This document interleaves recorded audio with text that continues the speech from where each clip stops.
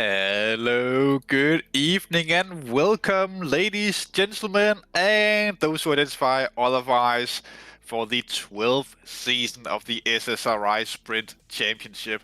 And what a season we have in store for you guys this time around.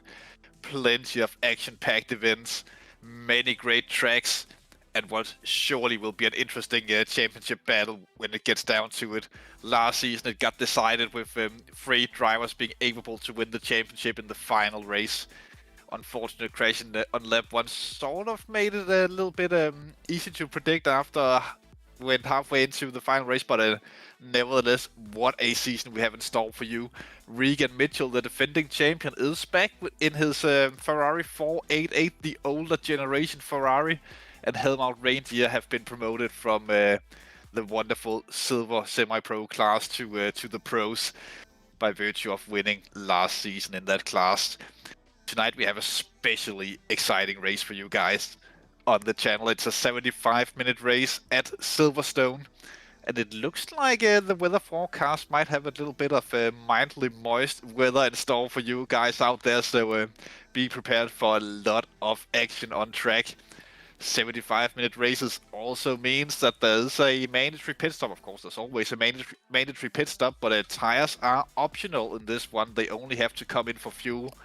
And it likely being a wet weather race, then it will be very interesting if the drivers choose to go as deep as possible, only take a liter by the end, because they can surely save fuel in this one. But yeah, the lovely Silverstone, which we have laying some sort of imagery of in the background, or track guide stuff, and are we already going on it? We are obviously, well, not obviously, but we are starting on the old start-finish straight, with the turn 1 being cups. Famous high-speed corner, very easy to run wide, very easy to clip too much of the inside curbing before the wonderful run up to one of my favorite sections in all of motorsports, into Maggots and Bigots. Will then be 2, 3, 4, 5, and 6 being Chapel that we're going through now.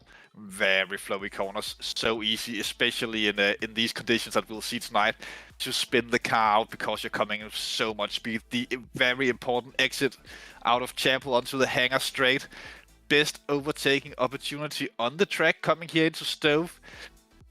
But be very careful if you try to overtake on the inside here. It's so often that we see drivers going too deep, and then the switchback is on before the short straight, or not straight, it's not perfectly straight, but the short run into Vale that we see here before obviously a club that would usually be the final proper corner when we go watch stuff like Formula 1 and the WEC and stuff like that, when they use the Grand Prix start-finish straight. But onto the GP front straight we go. The run into Abbey and Farm. Abbey, where we saw Guan Yu Zhou have that horrific crash some seasons ago. Again, super high speed in dry conditions. You just tap the brakes, gear down one time, then you full throttle through Farm before you head into the arena. Big braking zone overtakes can easily happen here as well at the exit of turn 4, or not turn 4, that will not be 4 when it's not the GP, but turn 4 in the Grand Prix configuration. Super important to get the acceleration out of. It's also very difficult to get the car rotated there because it's so sharp before coming onto the village straight. Great addition to this track. It is unfortunate that we miss out on the good corner of Bridge, but into Brooklands we go. Another great overtaking opportunity as we go around, and then we'll see Lovefield as the final proper corner, and obviously Woodcote will be the small kink that we'll see here in the start-finish straight. Pit entry quite difficult in these conditions because you have to be slower out of the final 2 corners to get that line into the pit entry, but we'll see how the drivers handle that during the next 75 minutes of racing, or during the 75 minutes of racing that we'll see this evening, obviously qualifying first. But yeah, we could probably have a little look of, or a little bit of a sneak peek of the calendar, we should say, of what we have in store for you guys this season. It is a wonderful calendar as we start here with 75 minutes of Silverstone before heading on to Zolder. Again, one of my favorite tracks in the game. So technical, so tricky, so compact. Hard to get the overtakes done, but there are some areas where you can really get down to the action on that track. For the third round, we stay in Belgium. We go to Francorchamps for the second 75-minute race of the season. Perfect format, a track that lends itself very nicely to motor racing. A track that's been used so much in so many racing series that all the drivers will know that like the back of their hands. Surely it will be one of the most competitive races we'll see, or we'll ever have seen in the history of this community. Before heading on to Kyalami for round 4, the South African race, counterclockwise track. Not that it matters so much in the simulator, but in real life, in the high downforce cars, that'd be super tricky with some great corners, and then we'll finish off at Mount Panorama, one of the trickiest tracks to drive in these GT3 cars. As you go up and down the mountain section on Mount Panorama, that is tight with the walls being right up against you. You really get this feel like you're running on a street circuit there, even though it is a permanent racetrack, and the big straights at Mount Panorama as well, meaning low downforce configurations. That surely will be interesting to see. But what else do we have going on here in the community, you might ask out there? Well, tomorrow there will be a big grid race on LMU. There are still slots available if you wish to participate. And then next week, I believe we start with the LMU GT3 Championship. The first time we go GT3 racing as a series on LMU. That will be something very different from the drivers that are coming from ACC and over there, as the cars do handle differently, and tire wear and fuel strategies will be a massive thing in that. The GT3 cars are not super heavy on tire wear, but the drivers will definitely have to get used to that for a lot of them. Starting off at Monza on the, well, that is next week on the 2nd of December.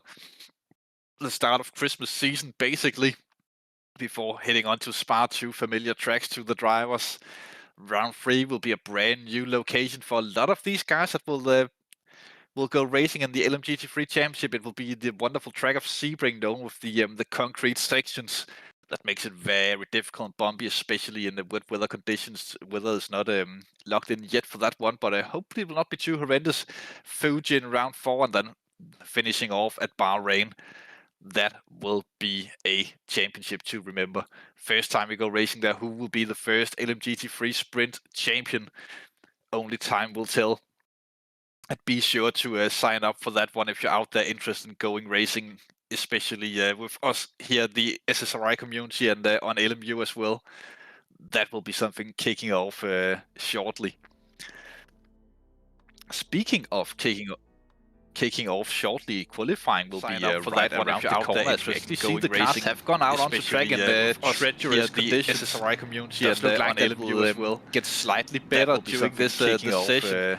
Bas van Mel is currently in camera, and his very bright orange kicking off shortly. Qualifying will be right around the corner. As we actually see, the cars have gone out onto track in the treacherous conditions. On the cars of the Mode 11 team during this session. Bas van Mel is currently as Bas starts in camera, and his very bright orange kicking off shortly. Qualifying will be right around the corner. As we actually see, the cars have gone out onto track in the weather conditions. On the cars of the Mode 11 team during this session. See how he fights the steering wheel around here. It looks rather smooth, I must say. Kicking off shortly.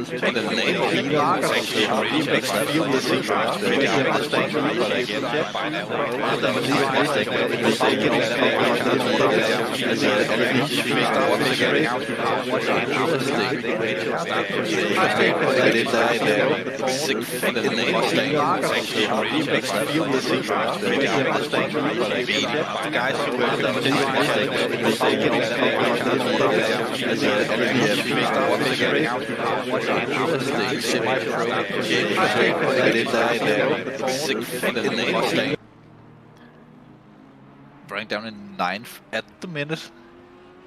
And Vargas actually looks quite quick in these conditions. We have seen the Mercedes perform well previously in wet weather racing. The Knoyd also getting up there. Peters still with the quickest lap around the track. Doesn't look to be super challenged at the minute, but anything could happen. At this point, do remember qualifying is where the drivers go out on track to try and put in the fastest lap time possible. That will decide the starting order once we go racing in 15 minutes time or so. Beatty up to 7th.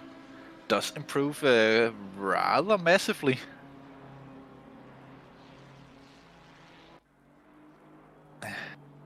And puts himself in a reasonable position for the semi-pros.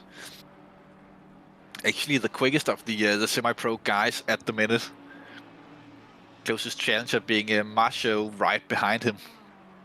With just a 10th between the two guys.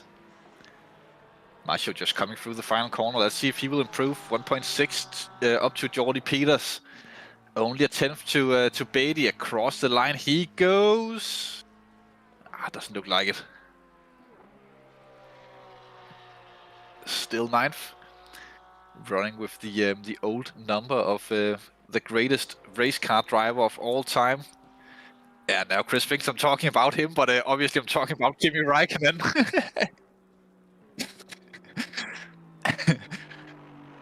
But also used by lesser drivers such as Mr. Chris Hill himself.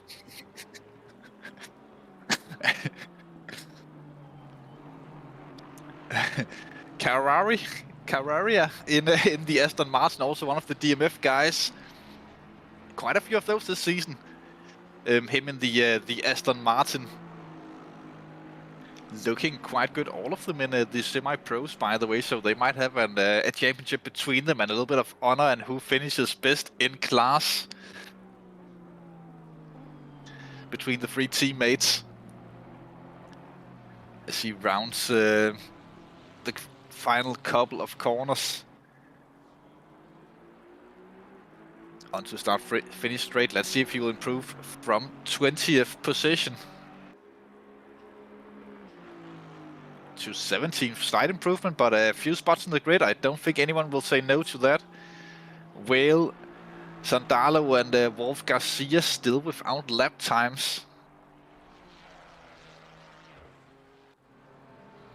Which they definitely are, Chris.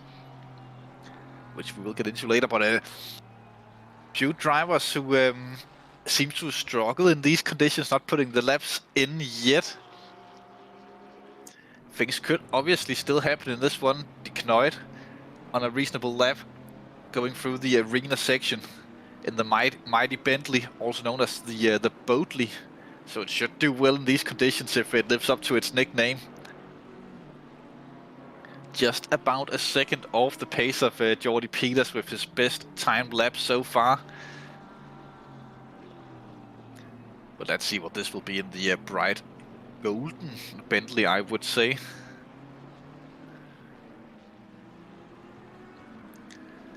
Agriran looks really stunning, this car. Do enjoy seeing the Bentleys out on track. Coming onto the start-finish straight and across the line he goes. Big improvement though, 3/10 improvement for Dimitri De Knoyd, putting himself up into 3rd position. Sander Vale, best placed of the 296 Ferraris, our 2nd best placed as Amato actually jumps ahead of him. Onto the hangar straight he goes, 1.3 seconds to find to get up to Jordy Peters, currently on provisional pole.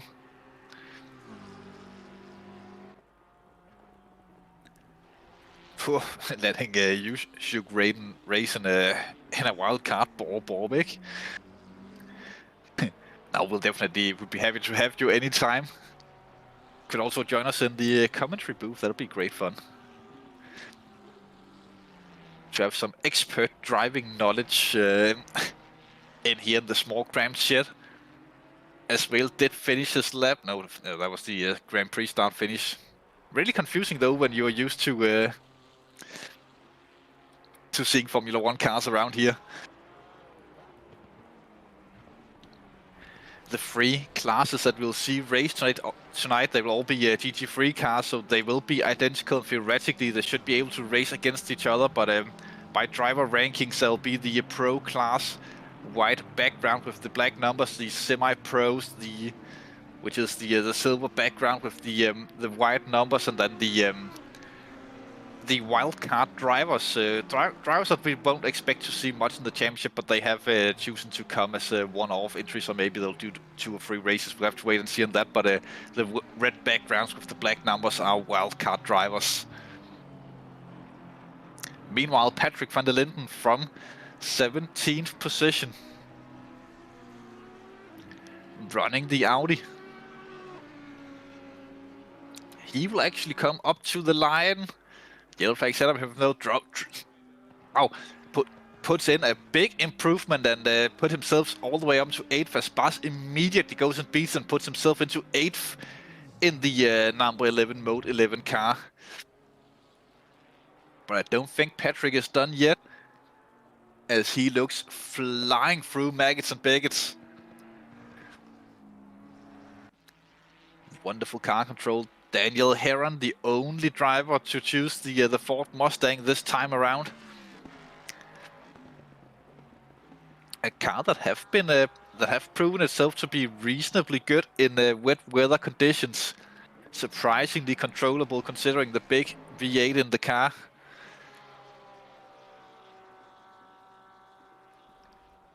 As it looks like he's either warming up the tires or had a little bit of a slide there, but I think it will be warming up the tires as he goes way too wide. Then maybe he just bailed out on a lap trying to get a new set of tires and one more run before the qualifying ends. Oh, a little bit of slide for Garcia, also in an Audi.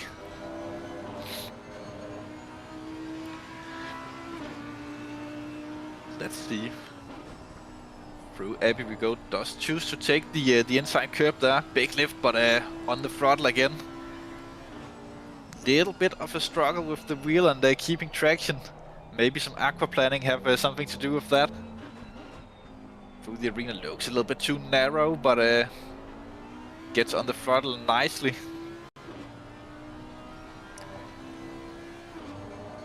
No issues, it looks like.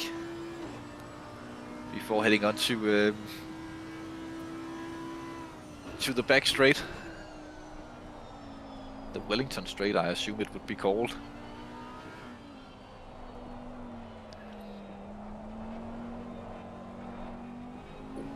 A little bit of slide there. I actually called that because that's where the Wellingtons used to take off from. I'm being told in my ear the famous bombers of the Second World War. That brought victory to the Allied forces. I mean,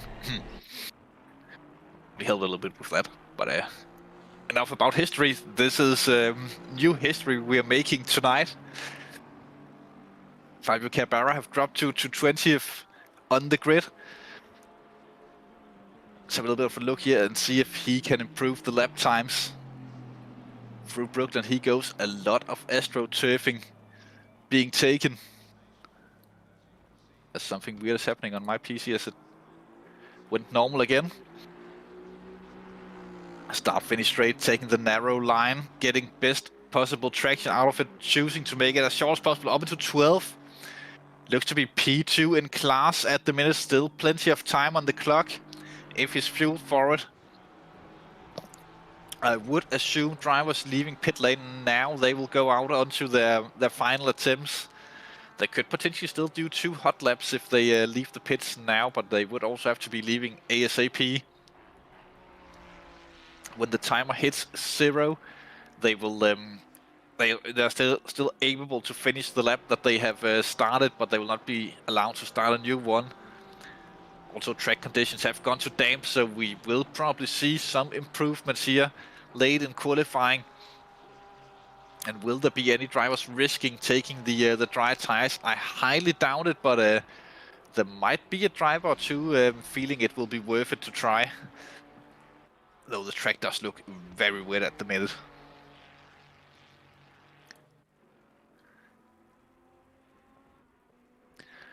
Vargas currently set in 4th. Half a second to find to get up to Jordi Peters.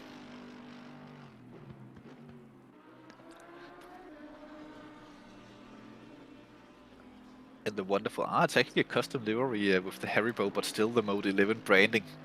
Quite interesting.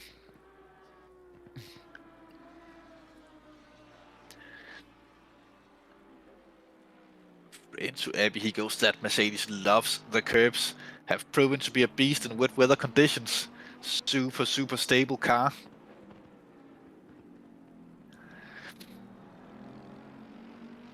Easy to control in most circumstances.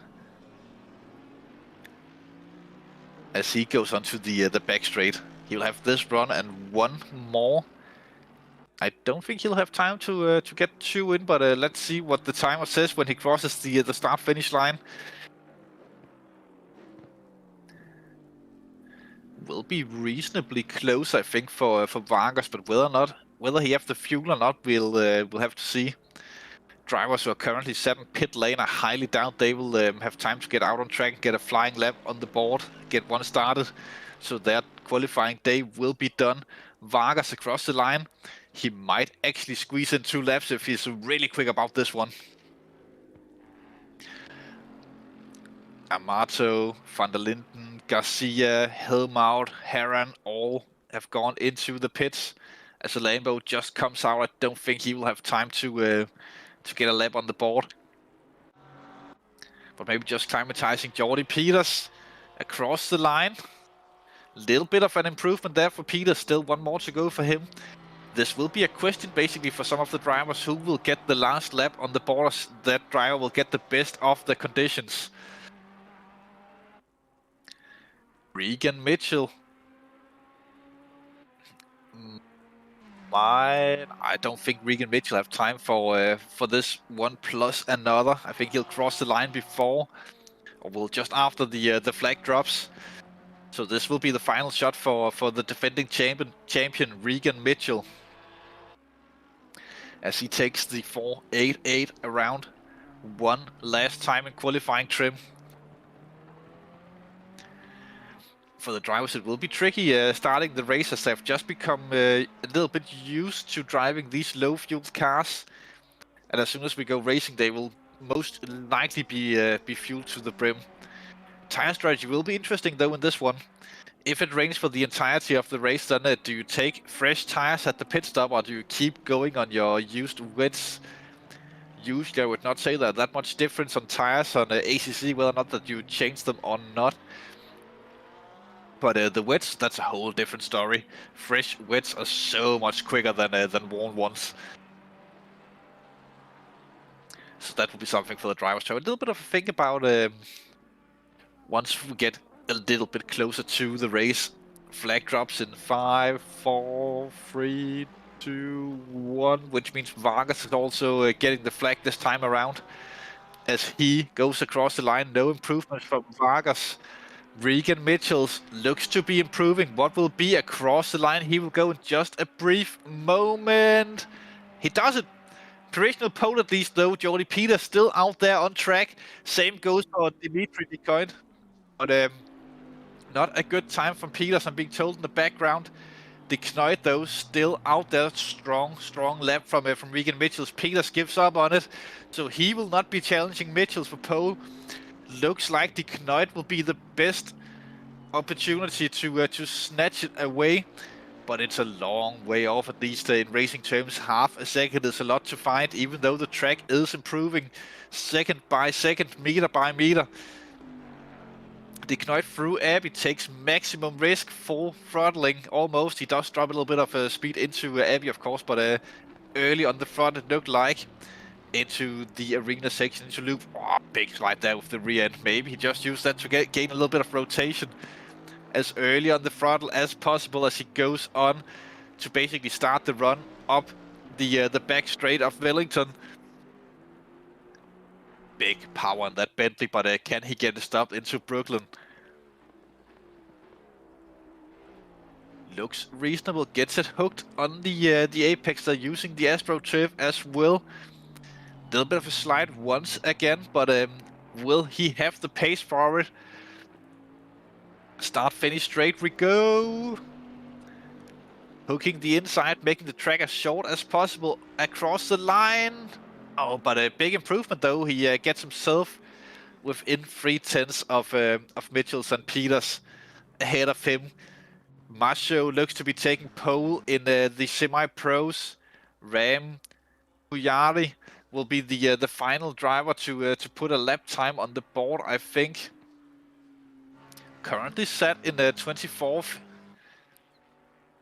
Actually pretty reasonable color combination he's running on that McLaren. As he'll be going into the arena section, into loop. Onto the Wellington, he will go in just one corner. I wonder if it's full throttle in these conditions, or if you have to have a little bit of a lift there. But nevertheless, Pujari onto the Wellington straight. Just a few more corners to go for him. Let's see what kind of lap time he will post here late in qualifying. Will be improvement from 24th on the grid. A little bit of an unsettled car. Doesn't look like a super stable wet setup on that McLaren. Across the line he goes and stays 24th. But nevertheless, that was qualifying, and as per tradition, we'll have a short break from the shed, and we'll be right back with the race start.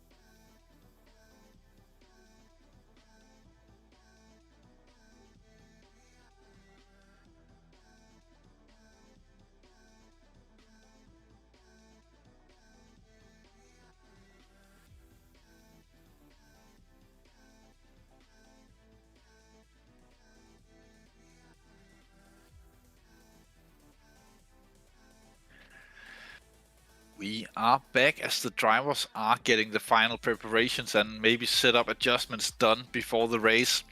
Maybe having a little bit of a fiddle with possible strategies, getting them ready on their MFDs as quick selects.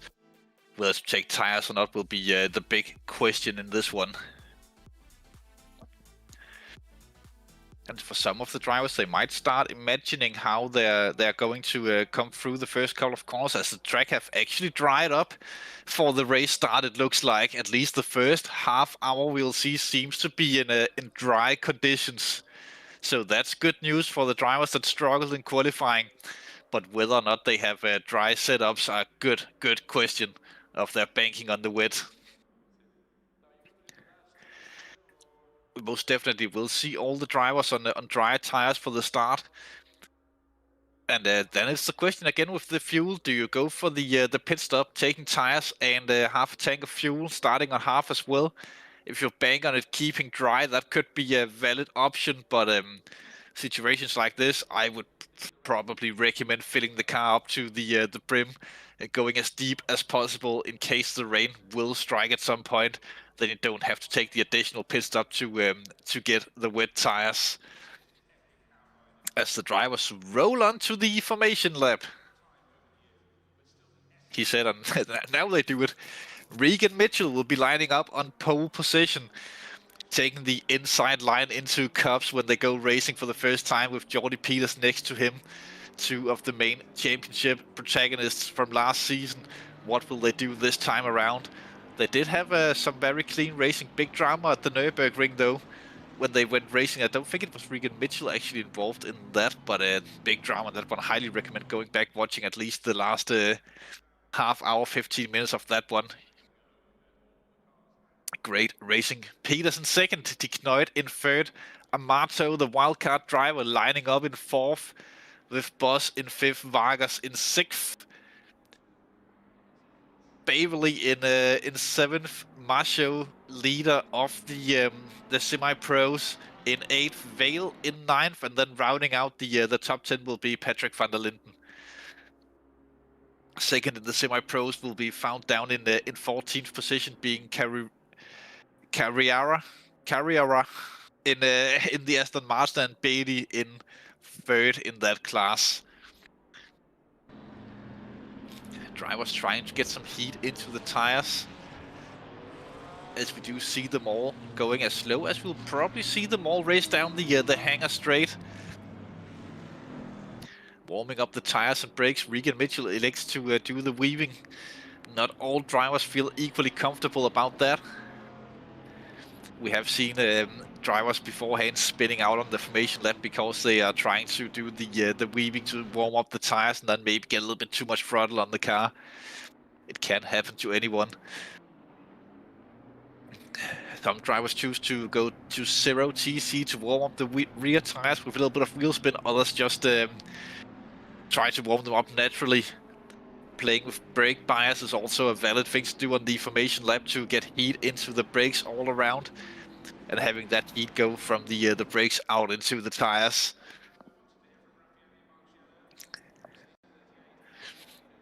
Really long formation lap at Silverstone though.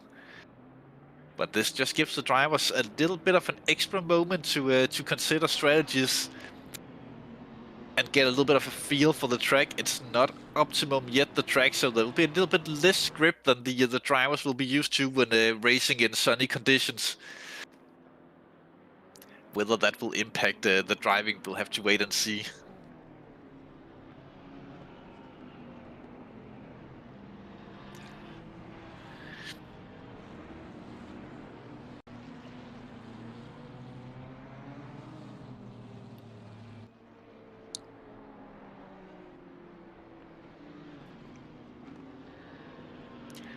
The old Ferrari, we saying old Ferrari, but realistically is about the same age as the Mercedes AMG Evo that we see lining up in 6th with Nick Vargas and Parties in 19th. So it's not really that old, the 488 Evo, but it is in the elder generation of cars, as Ferrari did come with the 296, which is the updated version. of their GT3s. But as the drivers start to go double file and get ready for the race start, backfield also getting into formation as we are speaking. This time being good on the reaction could potentially gain you a position or two, but being careful into turn 1 might even be the better option. As ladies and gentlemen, for the first time this season, we are shortly about to be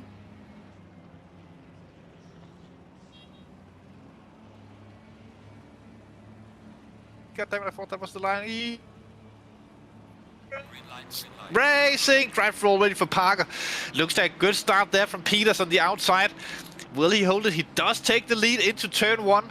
So it's Peters leading Mitchell, and then De Knoit going onto the attack, immediately trying to sneak by there. Oh, big risky moment. Knoit goes, have a little bit of contact and cuts across the grass, but slots back into position. Looks good so far. Car taking the grass behind a few cars, going wide through Stove, not through Stove, through Chapel. As we run down the hangar straight for the first time in full race pace, as the standings are sort of sorting themselves out as we're speaking. One Porsche going a little bit deep there. Vargas gaining a few positions on being on the inside line. Oh, a little bit of a crash further down the field. Big contact in the back end of the things.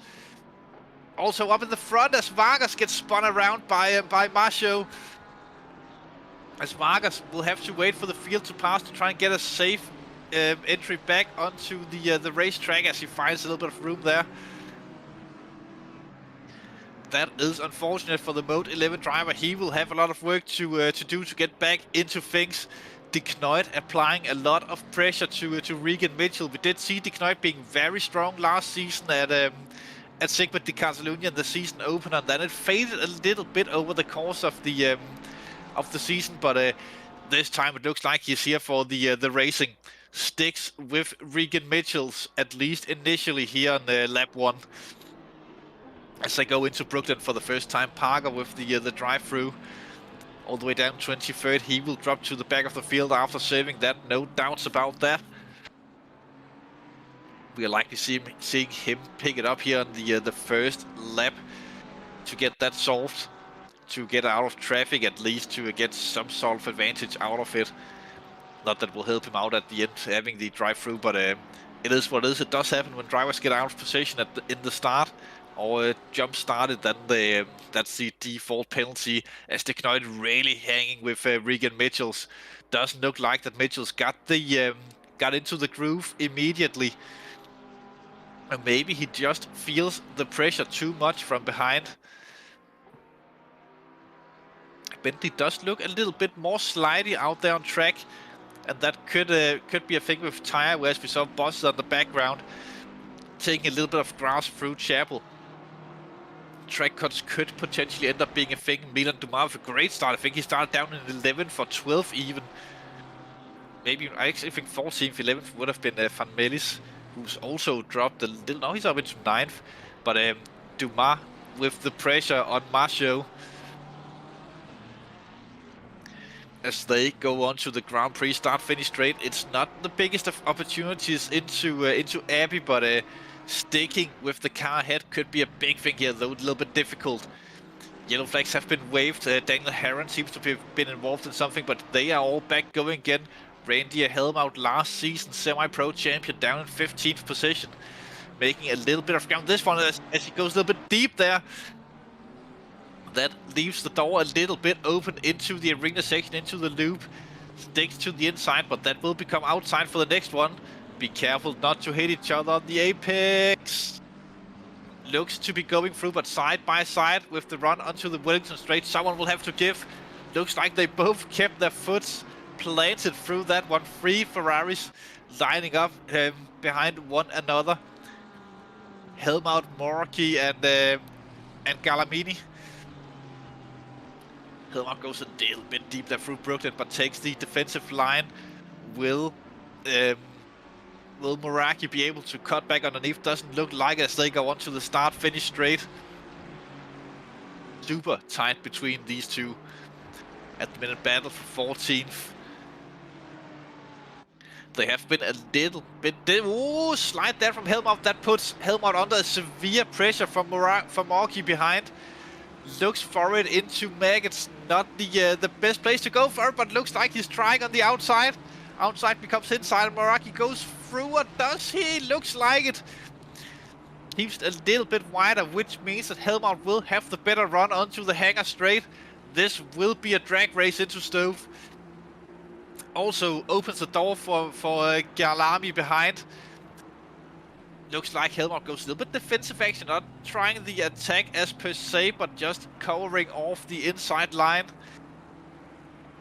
Makes a stick, but better exit from Kyalami now. Will he have the bravery to dive it up the inside? He does. Gets a stop on the apex and turned. Big move there from Kyalami. Strong move indeed. Helmut dropped from 13th at the start of the lap. Oh, sorry, from 14th at the start of the lap, and now down to 16th with just a few corners. That's how much a little mistake means with a pack as tight as this one. Will Kyalami have the pace to catch up with Morky though? That's the question, as Morky goes wide into the loop, which means that there will be plenty of opportunities down the Wellington straight. Helmut goes to the inside. They might compromise their own chances of the overtake into Brooklyn, but Helmut on the attack on Kyalami as they come down into Brooklyn. Not quite brave enough to go for it, so they go side by side just behind them. With a lot of cars. That's Heron, one of them with pressure on the outside. And that looks to be one of the Audis. That's Patrick van der Linden applying pressure. Two of the rarest or less seen cars in the frame with Safara behind in the 95 Aston. But that's the thing, if they spend too much time fighting, they already lost the connection up to the battling group up ahead, but they might open the doors for the cars behind.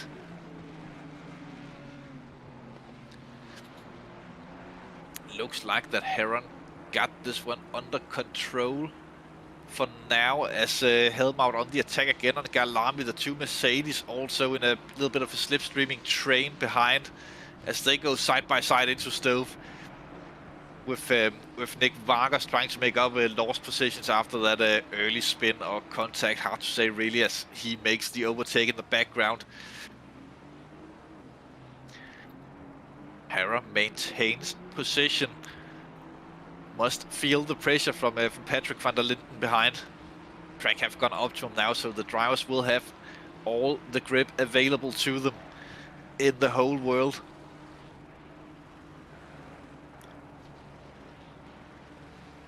The speed and the change of direction when they go through Abbey, that's wonderful to see. Into a loop, and Vargas making move already in the background on Safara. And actually gets it done. Vargas on the move. A little bit of an outsider for the championship, Nick Vargas. He just needs a tiny bit of luck, and then he could potentially be in the fight. Did see strong performances last season, and we have seen in past seasons as well Vargas being there when it comes down to it in some of the races. But if he gets it all together for this season, he might actually be in the championship hunt. Do remember that there's a drop round during the season, so your worst result will be scrapped from the point standings. Basically means if you have a horrendous race where you get taken out, or if you have real life matters to attend to on a race day, then you don't get punished in the championship for that. Meanwhile, that's Macho and Dumas still battling it out for 7th position. Dumas have gone ahead of Macho while we've been looking at the battles further down the field. See how Macho trying everything, getting as narrow as possible, going even across the curve. Have to be a little bit careful about that, as that's the main cause of punctures in this game. Running too wide over the curves, but Dumas under severe pressure after missing that break. into Abbey, have to fall in behind, but Dumas leaves a little bit of room. Marshall really using all of the track and a little bit extra to try and stick with Dumas as Marshall goes for it into the loop, but does Marshall run deep? Looks like it, and Dumas goes back ahead, but Dumas, being forced narrow, can't get the car rotated onto the Wellington. Side by side, doesn't always go well through here, but looks like they managed to get it done. Who have the lowest wing on the car, who have the highest top end between the two of them? Looks like that Marshall will defend it on the inside, but Dumas tries to stick it on the outside. Room is given outside, became inside, and Dumas goes back through and takes 7th back from Marshall. And this wonderful battle as Marshall goes a little bit deep there, or runs out of black to drive on. This does give Dumas a little bit of breathing room that he will try and use to his fullest advantage and break away. Not the easiest when Marshall is still within the slipstream range. Can use that down the hangar straight. Little bit further down the field, Wolf, Garcia and Bas van Melis, both mode 11 drivers. At least Garcia have been in the past. Let's see what they will do down the hangar straight. Bas going defensive, trying to break the slipstream, moving back to the racing line. Into Stove we go, but Garcia just sticks behind, doesn't really feel like going for it. Garcia carrying a little bit more speed through the corners, it looks like, than Bas. But not brave enough under brakes to go for a send. The 133 seems to be in the pits. Maybe a retirement early in the race, we'll have to wait and see on that. But Garcia right underneath the wing of Bas van Melis. Through Abbey they go. Great livery on that Audi sport car. Looks quite stunning. I think it's an in-game livery, that Audi Sport Asia team Absolute.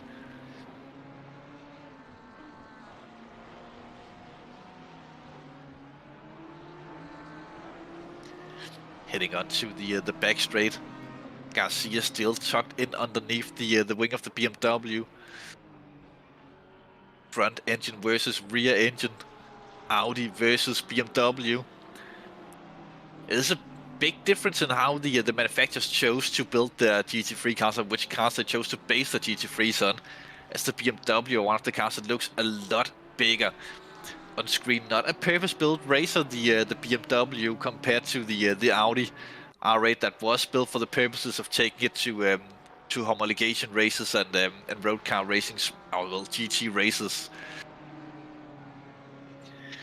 Where BMW just takes regular road cars and uses the M version and obviously tunes a little bit on aero and stuff like that, but their cars are not purposely built for these situations compared to a lot of the competitors in races like this. Rain expected in half an hour though. That could be interesting. But does everyone have enough fuel to go that deep? That will be the main question.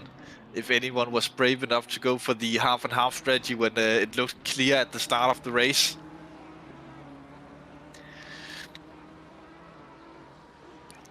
Maybe Garcia have just chosen to stay behind Bas and try to follow him, not losing time to the drivers ahead. Just tucking in nicely behind, not stressing Bas too much, forcing him to go defensive for anything since one lap ago go down the hangar straight. On the rear end of that Audi, little bit light it seems. Also what I seem to remember from driving the Audi in past times, being a little bit iffy on the rear. That's Safara, who have gone for a little bit of a spin, it looks like, but have gone back to racing. Oscar Artis was in the pits earlier and have taken the mandatory pits, but he might have to come in later for wet tires. This time Garcia really tucked in underneath. Does look for it this time into Brooklyn. Goes up the inside and holds the apex there on the inside line and takes position away from Bas, which means Garcia have gone up to 9th position, and Van Melis have been demoted to 10th. But now it's the question for Garcia. Will he have the pace to catch up to Marceau ahead? 3.8 seconds behind. He'll have to initiate one hell of a chase. Does look like that he struggles a little bit with the grip on the rear end of the Audi. He might have also just seen the rain being forecasted and just chooses to go max attack on the tires, as he will likely take the wedge once that hits.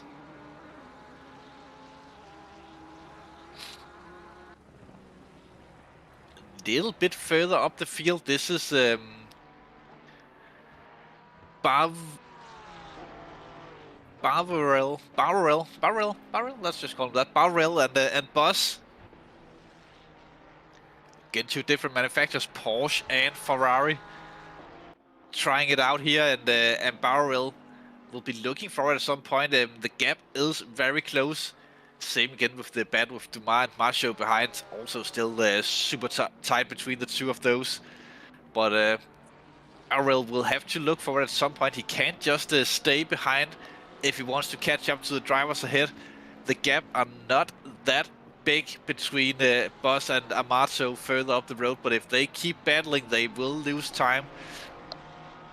Even though Barrel is not looking for the moves as per se, not threatening or anything, it is still will probably still lose time, as when you are ahead, you will have a little bit more focus in the rear view mirror.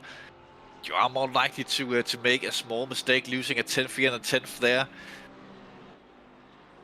And that just simply is the case with these race drivers. Even though that you're trying to focus ahead of you, have to have awareness of what's going on behind when you have a car right up your rear end.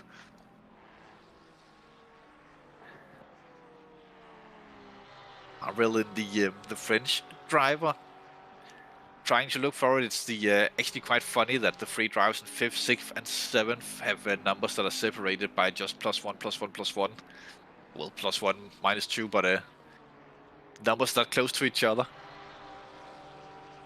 With 999 numbers to select from, that is a little bit of a novelty.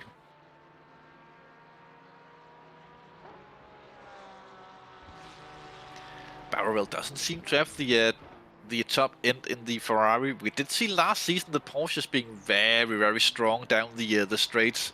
Super difficult to get past those guys driving the Porsche. But he might also be in the situation where he's maybe not thinking too hard of the attack if he likes the pace. If you don't feel like, oh, big battle further down the field, that's Heron, and one of the Audis, that's Patrick van der Linden. And Heron going side by side through Stove. Will they keep it clean between them? Looks like there was a little bit of argy-bargy between them, but they got through. Nick Vargas right behind as well. We'll be looking for this move shortly, I think, as Vargas have just stormed through the field after his early incident. None of them electing to go all the way out on the AstroTurfing into Abbey, as Vargas goes for it at a very surprising place, and Heron maybe gets a little bit spooked about Vargas being so close and ending up running wide. Vargas just being super cold, staying on the throttle and successfully making the move as Heron gets dropped to 19th. Vargas tucking in behind Patrick van der Linden. Actually very close between the drivers just up ahead here. A lot of cars on a string, being held up a little bit by the Meraki helm-out battle. Heron ending up being the caboose of the train at the minute, but he will probably make work of that. Still going with the City Walk team for Meraki. Looking to the from Meraki's roof and down to Helmut right behind as we're going through Maggots and Bigots.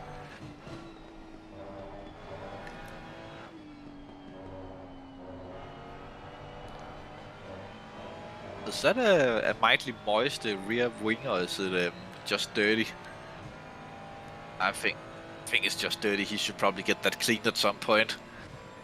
That dirty boy. Speaking of, on board now with Meraki, let's see how he handles his Ferrari. Does look Does look like a stable car from the outside at least, but let's have a little bit of a look at that steering wheel if there are multiple inputs, if you can keep it smooth. Little slide there, not anything that will cost him too much. You have opened the gap a little bit to the guys behind.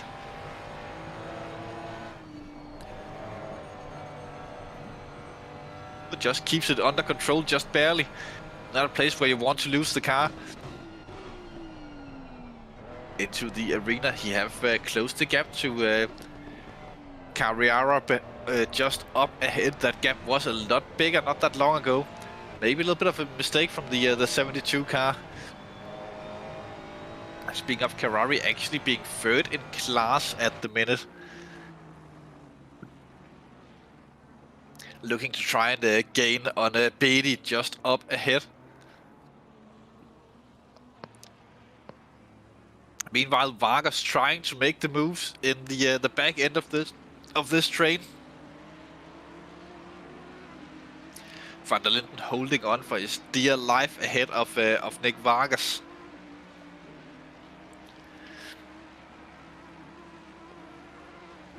But will Vargas be able to go through? It carries a lot more speed, getting a little bit of slide on there, maybe turning while braking. Meanwhile, Van der Linden goes wide through cups and definitely picked up a track warning on that.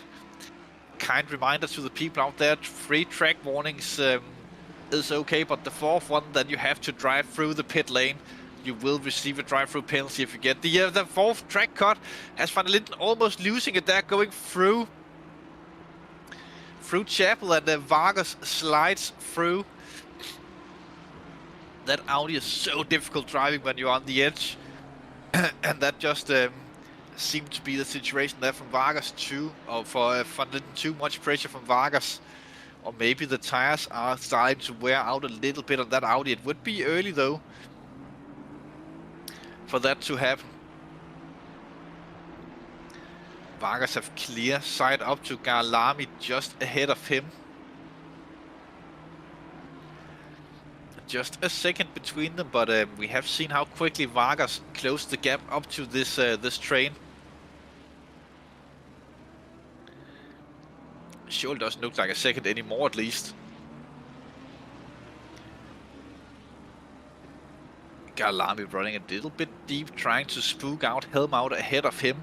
As now Vargas gets the run onto the Wellington straight, chooses not to tuck in behind in the slipstream, but I already have a wheel alongside Kyalami and just slides through on the inside. Maybe Kyalami looked at that and thought it wasn't his fight. Didn't look like that he was fighting it too hard and just trying to slot in behind and maintaining the advantage of choosing the line from the cars behind. As Vargas improves his position up into 16th after being almost last on lap 1. Good comeback drive so far. As third is being kicked up ahead of him by the 2 Ferraris chasing the Aston Martin. Looks like that Marky finally managed to catch up to Carriera. He have been looking up to that car for a long time, having to fight through Helmut and Kyalami earlier, but they have caught up and he have brought the entire train of cars with him.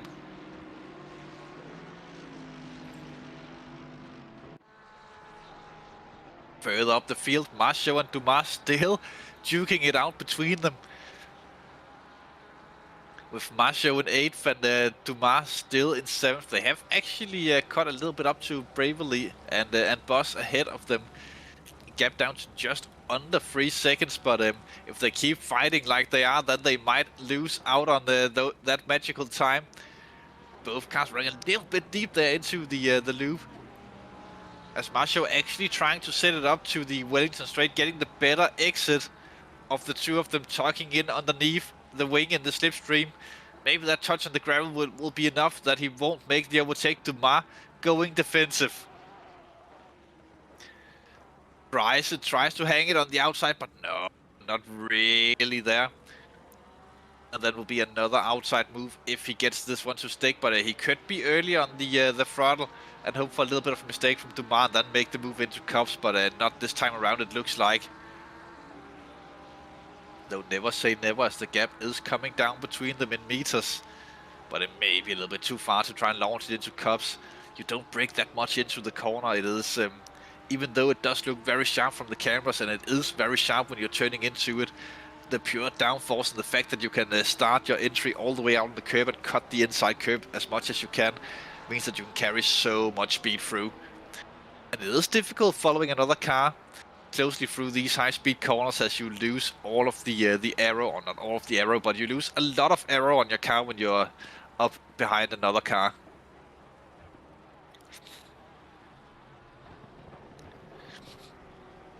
As Marshall have dropped that tiny bit, but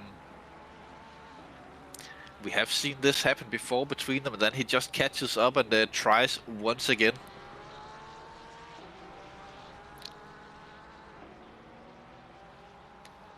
Great feeling from the drivers being in races like this, where you have action with you all the time. But for Marshall, it's all about not getting too frustrated, not being able to pass.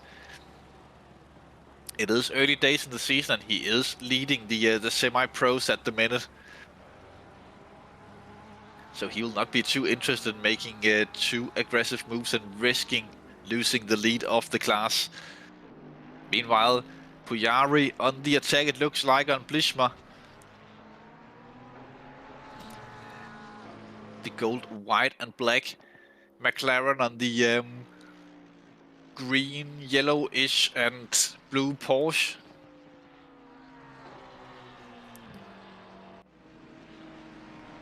Pujari actually getting a pretty nice run through Abbey, and into the loop we go. It's all about psyching the opponent so you can get the better run onto the Wellington straight. As Blishma actually makes a little bit of a mistake there, but Pujari has nowhere to go with the overspeed and having to lift off as they come onto the back straight. Looks for forcing Blishma to try and go defensive, but not enough. Pujari on the inside. Do you remember it becomes outside for the next one, but does get ahead in time and can take the apex. Super move there from Pujari, also showing a lot of patience in that overtake. Strong move. Nice jump, puts himself up to 22nd place in the race. Good gaps down after Blishma, but only 4 seconds up to Scuoto, ahead of them in 21st. So it's still visible distance, which does mean a lot when you're set behind the wheel of a car like this. Just that you can see the car ahead of you gives you that little bit of extra motivation, and you can see the gap physically getting smaller as the 81 Patrick van Linden have gone around and returned to garage and retired from the race, so no more Patrick van der Linden in this one. Unfortunate for him, as he did look to have a reasonably solid race so far. Meanwhile, Vargas have cleared Helm out and looks for the attack on Morky.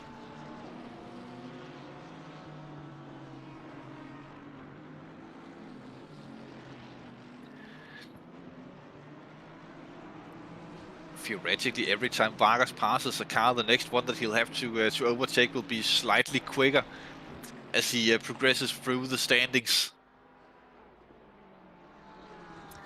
Tucked in underneath the wing of the Ferrari. Vargas, as we have seen before so many times into Brooklyn. Murky actually going wide and almost just giving up the apex there. Little bit of slide for both of the cars as they have a little bit of a side contact. Not enough to do any proper damage to anyone there, but just good racing with two drivers both on the limit. Vargas actually with good speed coming into cups, but nowhere to go with it. But can he side Morky out? Actually looks like that he gets the overspeed out of cups. Into Maggots we go, side by side. Cuts underneath. The super deceptive move there from Nick Vargas. Sells the dummy a little bit and then cuts in underneath, as Morky didn't have anywhere to put his car. He had to brake in a place where he usually won't do it, just to keep the car on track. So good move there from Vargas. Puts himself up to 14th position as this comeback is truly on for Nick Vargas. But at 2.3 seconds, you'll have to catch now to get up to the next guy, Jordy Peters, still in the lead of the race. A reasonable gap down to Regan Mitchell, who still haven't really got up to Peters' pace, and De Knoit actually sticking with Mitchell so far this race. Just underneath a second between the two of them. But Peters is enjoying the time out in front. He might be looking at that weather radar, waiting for the rain to drop into the 10-minute window. Meanwhile, Beatty second place in class, trying to attack Sander Vale and Bas van Mellis directly ahead of him in this small battle pack of 3 cars. BMW, Ferrari and Lamborghini all close together. As we head into Brooklyn, Beatty with a lot more speed into the corner there, closing the gap a lot under braking.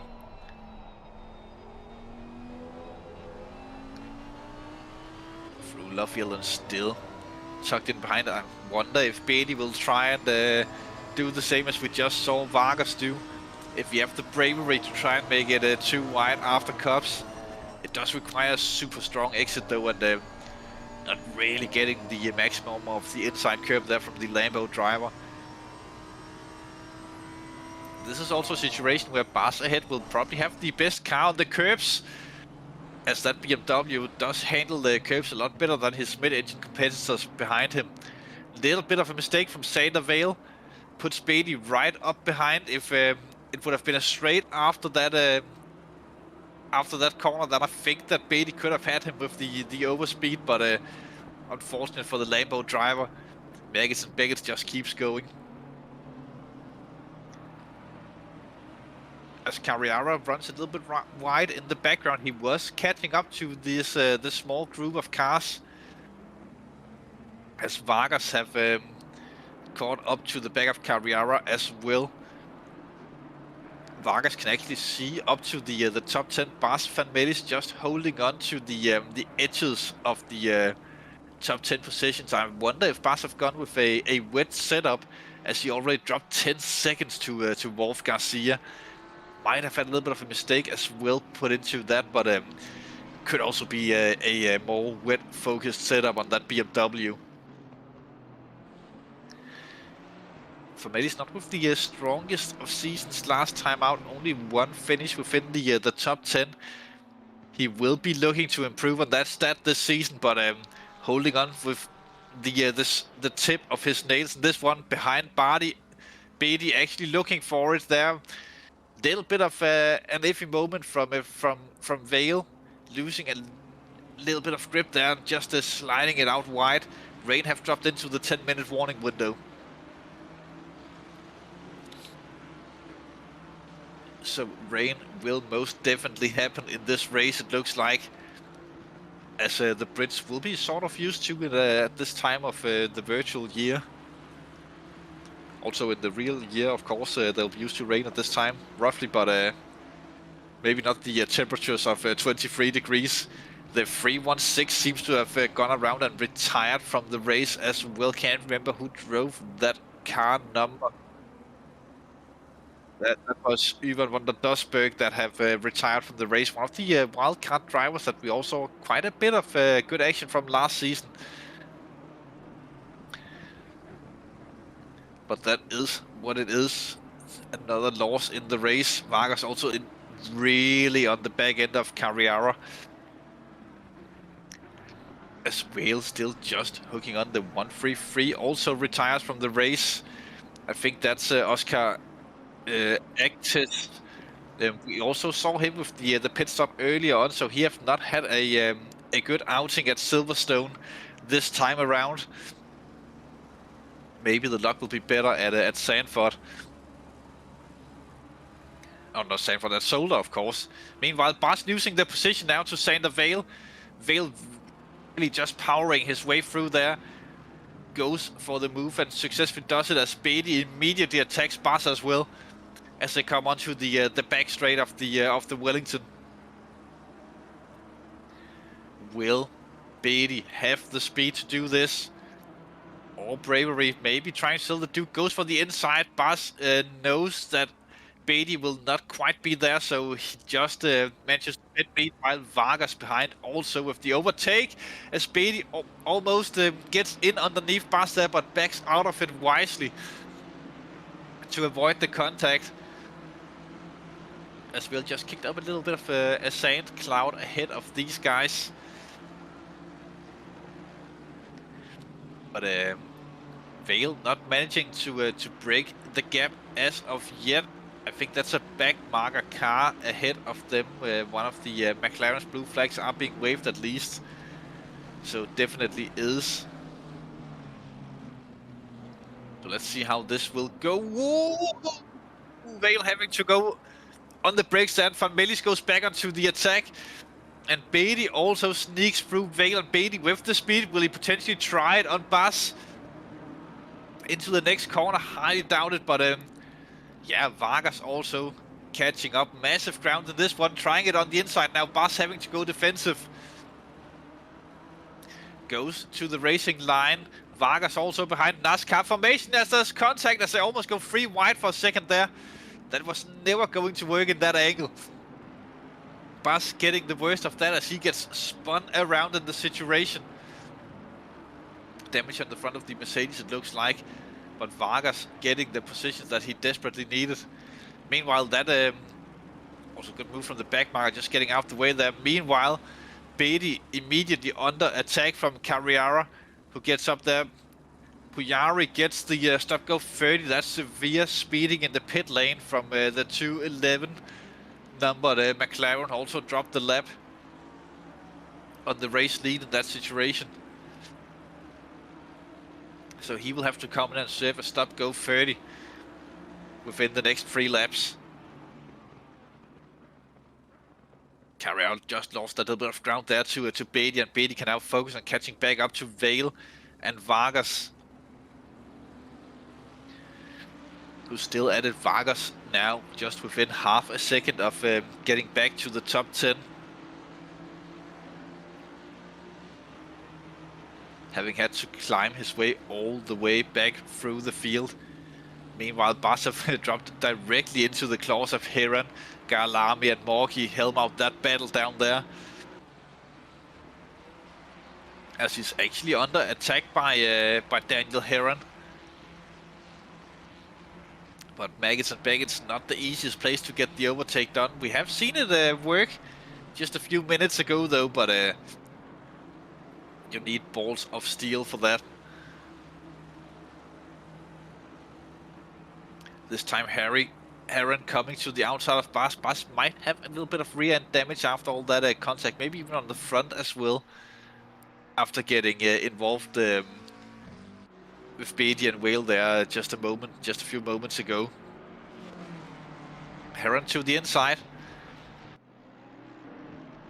Gets the position done there. The overtake is done. Now it's Kyalami behind Bas.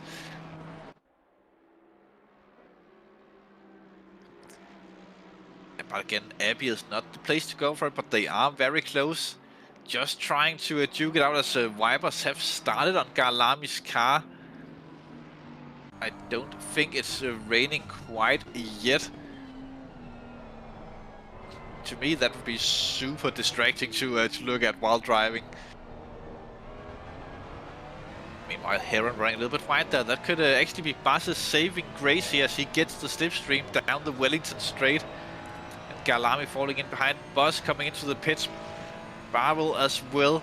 They only fueled for half of the race.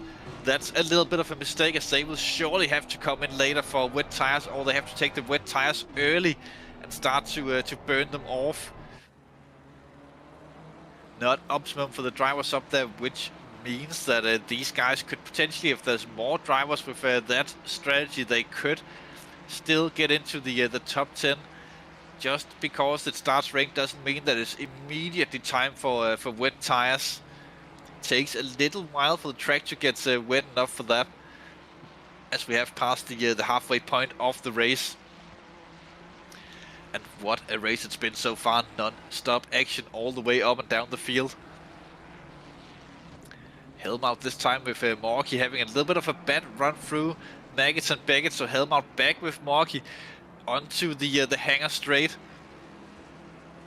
tucking into the slipstream, but Boss and Barvel out on track again.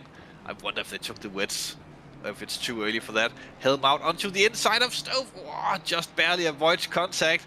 Must have been super much on the brakes there with everything being warned. They're so close to the contact.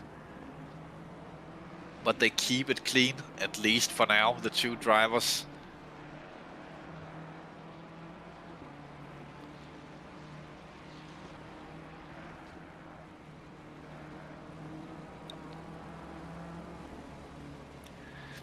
Helmut does seem to struggle a little bit keeping up with Mockery. We have seen it before in the race that he catches up and then drops a little bit of time. Meanwhile, Kyalami have not given up on the attack on Bas van Melis yet. I think Kyalami are the best placed driver of the DMF team.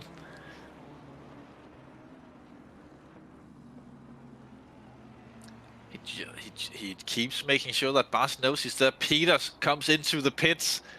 That is from the lead, and that is early. Because he will be looking at that weather radar as well, and knowing that it's going to rain. This is too early for wet tires. Peters might just have dropped the race win by not having enough fuel in the car. Putting it into the hands of Regan Mitchell and Dimitri de Knoit, who might now be sniffing the win. Bas with a horrendous run there through Cups, but Kyalami just backing out of that one. Doesn't want to go side by side through Maggots and Begets. Trying to get the wider run through Chapel to get the overspeed down the hangar straight. Tucks in behind, does flash past that. I don't know why he's doing that, trying to maybe psych him out a little bit. Looking for the inside, but Bas knows that he can easily turn into that. No problem there. As they continue going, Jordy Peters dropped a long way down the field. He will probably have to go through a few traffic cars. I actually think that's Peters in the background of this battle. Interesting to see if he stays with them then. He's definitely still on the slicks. But if he drops time, then he'll be on the wets.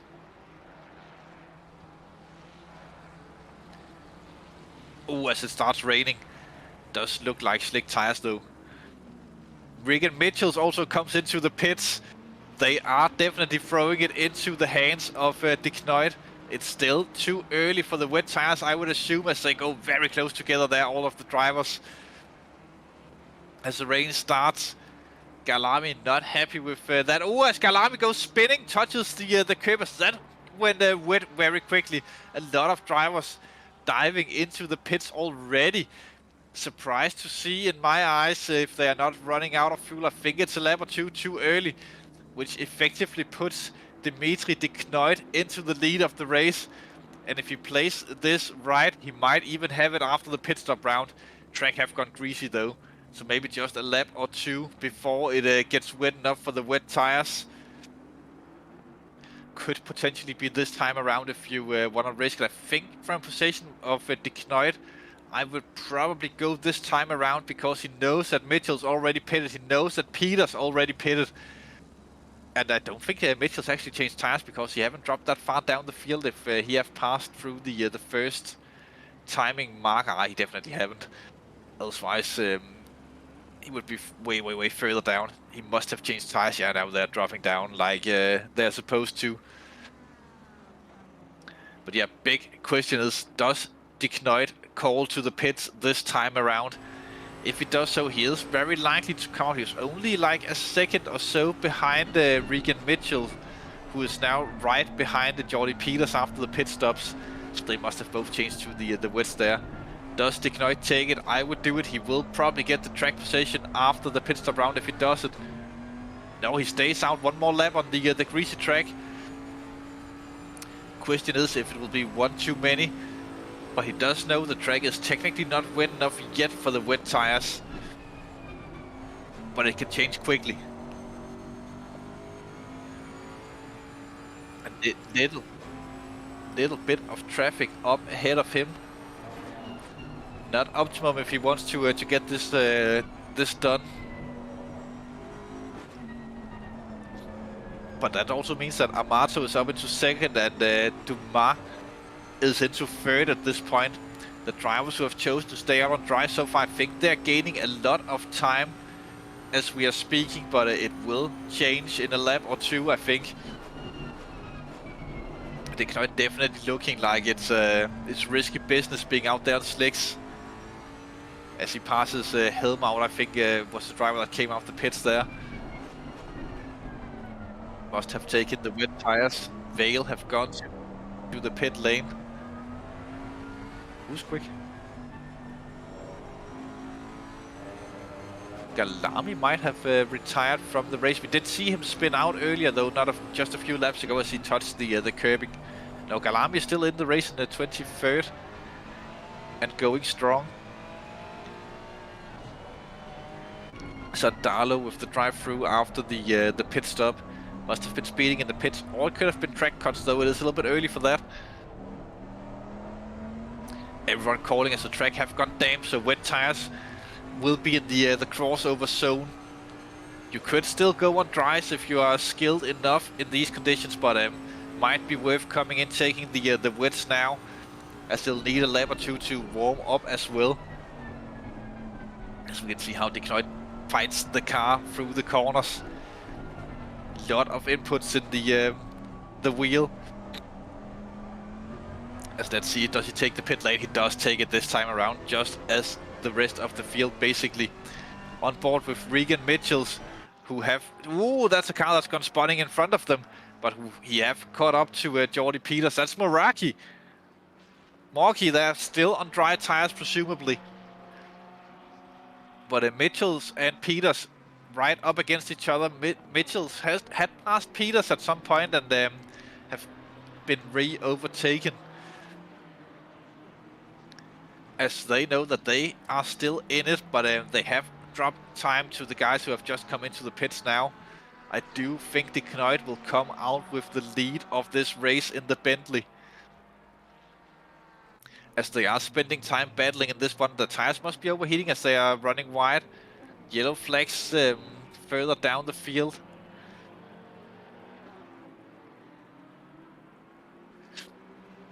After the loop, but Mitchell's still there, but Deknoid only getting moving now, but he is very late in the pit lane, and the pit box wise he gets out of the limiter now, so Deknoid takes the lead of the race after the pit stop round, but not by a lot. He will have to get those tires into temperature now, and he will have to be quick about it, as Peters and Mitchells, they are right behind him. As a bad day goes to worse for Steve Parker. He had the drive-through after the start, and now he got another one, and this is for track limits, I think.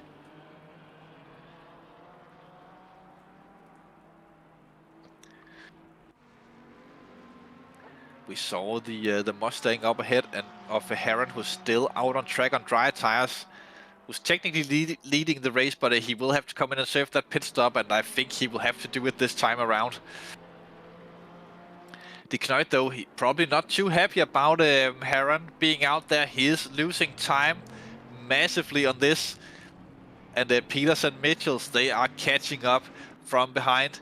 Deknoid overtaking for the lead, and now also actually have it on track after the pit stop.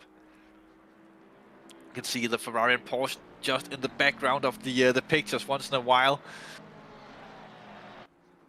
trying to chase down Deknoid, but the question is, will Heron... Ooh, stop go 30 for Morkry. Not a good day for him either. But question remains, will the two drivers of Mitchells and Peters also have to go through Heron? It does look like it, and they have been held up a little bit through Village. Peters looks for the move into Brooklyn. I think he will definitely have the grip to go for it. Sneaks it up on the inside. Mitchells have fallen a little bit behind. Heron surely will be going into pit lane this time around to take the wet tires. As Mitchells was stuck there on the outside, losing a little bit of further. as well. Another short yellow out on track, but Heron will probably have lost a lot of time in regards to the people around him once he comes out the pit lane, as Mitchell still putting the chase on. But 3.4 seconds is effectively the gap between De Knoit in the lead of the race and Jordy Peters in P2. I also think at this point we can somewhat easily declare that Peters will get the fastest lap of the race. I don't think anyone will be improving on that in these conditions, and if they do, I think we might want to check for some cheating software.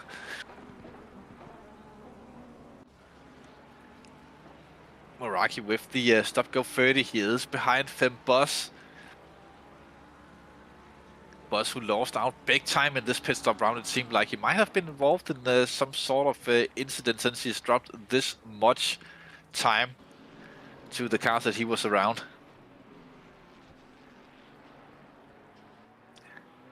Dumas seems to have been the big winner of this, up into 5th position, with a big gap down to Marcio.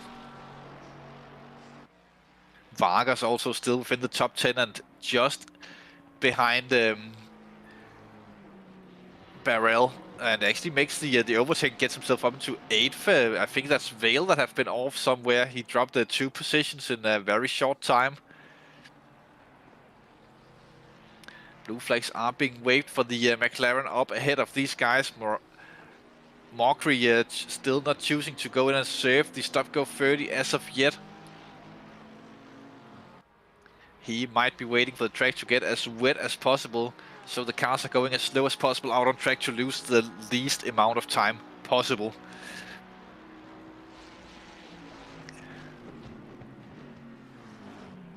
As he goes into Stoke, we can see the difference in the Ferrari and the Mercedes on how they grip. And the Ferrari is a reasonably good wet weather car because of its traction, but a little bit slidey in the corners compared to the Mercedes behind, giving the chase.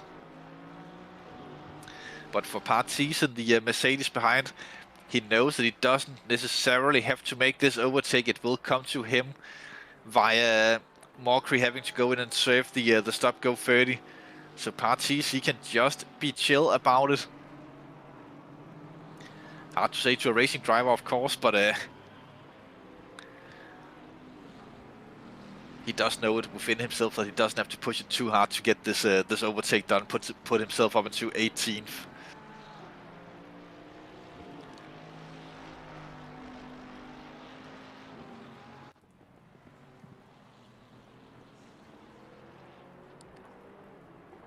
Down the Wellington though, he can't keep himself from just showing himself a little bit in the mirrors.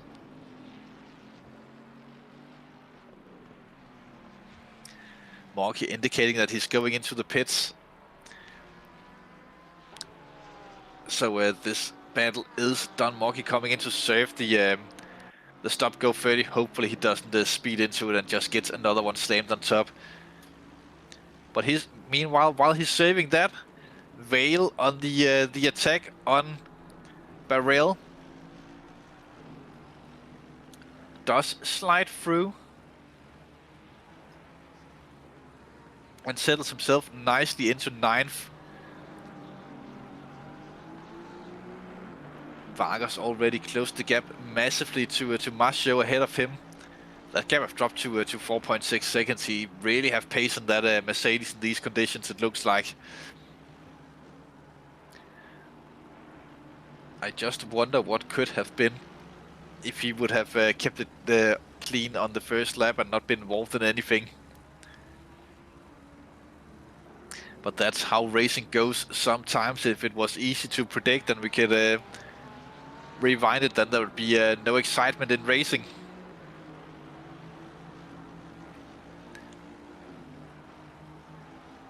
As Vale seems to be pulling away a little bit from Barrel.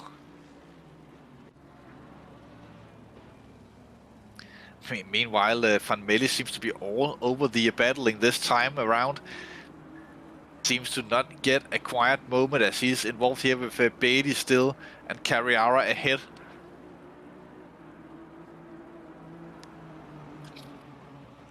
into 12 are Bas at the minute.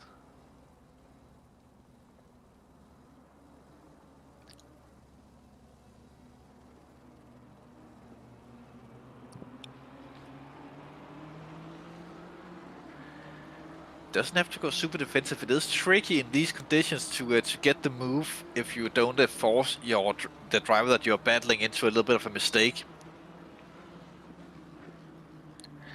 He needs the run down either Wellington or the hanger straight does Beatty to get this done. Or pray that Van Melis will make an uncharacteristic mistake, as he has been around for a long time and he is known for being a really consistent driver, Van Melis, so hard for Beatty to maybe psych him out, but you never know, as a little bit of slide there from Beatty's four-wheel drifting through Chapel, it looked. Well, that might actually technically be Beckett's back there, but hey-o. It is what it is. Van Melis goes a little bit wide there into to Stove, actually allowing Beatty to go right up behind him. Shows himself for the move, but it probably doesn't want to launch it in these conditions from that distance. And stays nicely behind. For now, at least. Much better traction in the Lambo, it looks like, out of the corners than the BMW. There might be some difference in what TC settings they're running, and Beatty also much better through Abbey. Looks for an inside move into the village, into the arena section, the loop, whatever we call it. And he does get it done. Bas just basically concedes the position, tries to sneak it up there and stick it in on the inside, but it thinks better of it. And Beatty gets himself up to 12th position. And for Beatty, that was actually quite important, because the next car up the road for Beatty will be Carrera P2 in class, just up the road. So the chase have started for Beatty to get himself further up the podium in the semi-pro class.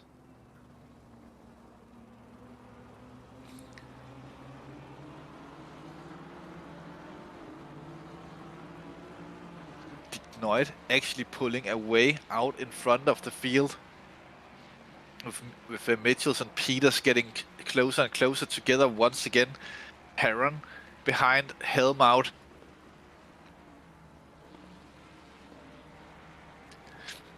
Also two drivers that we have seen a lot of this evening of racing.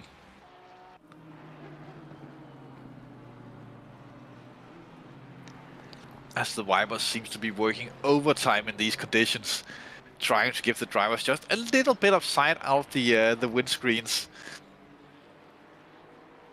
It's not too bad being the drivers of the cars here on ACC in the rain, but it definitely still a big distraction when you are behind another car. You do lose a lot of sight, and the braking markers around you might not be as visible as they used to be.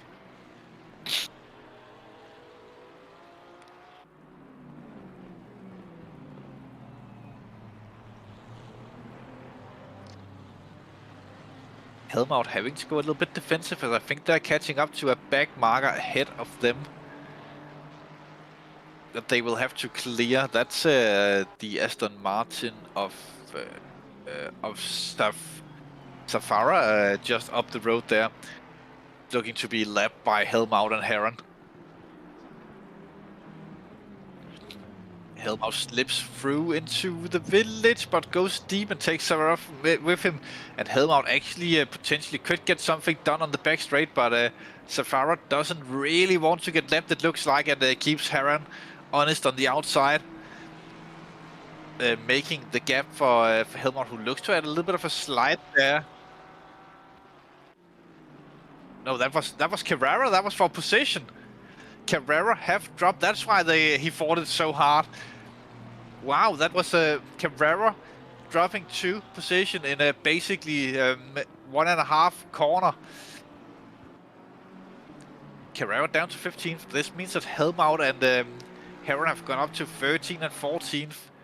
Carrera have dropped, he must have had a little bit of a spin or something, because now Beatty is in second in class, and the Beatty was giving chase just a moment ago, so there might have been a little bit of a detour for Carrera there, up and down into 16th.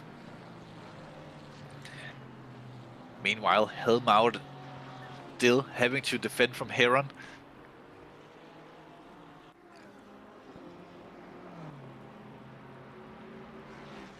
Trying to break the toe down the hangar straight, but be careful not to move too much. Helmut on the inside line, Heron trying to look a little bit undecisive that they want to try the cut back or hold it wide. But they do keep going as they are. Meanwhile, the Knut actually having a pretty good race out in front, making the gap slightly bigger down to Peters and Mitchells, who have become very, very locked into battle as well.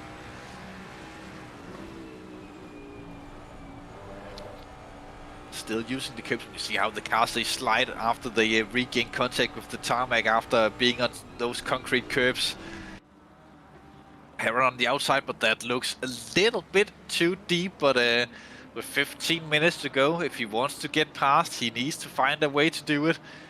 And needs to find a way to do it fast. In these conditions, there's only one thing to do. You need to hurry up, but slowly. And some might say that that contradicts hurrying up, that you have to do it slowly, but that is the situation that Heron is in right now. He needs to hurry up slowly if he wants to get past Helmut. As Bas Van Melis seems to be dropping into the claws of these guys. He haven't been too confident in the rain, it looks like.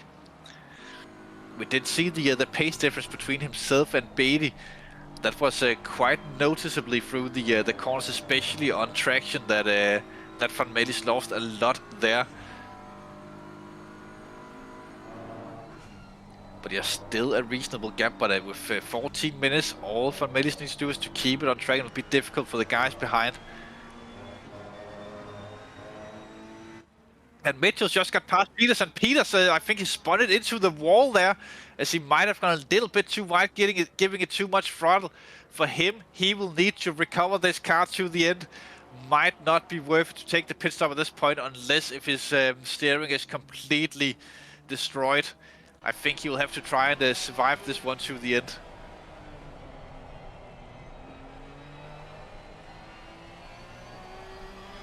Not even a wheel in the car, it looks like.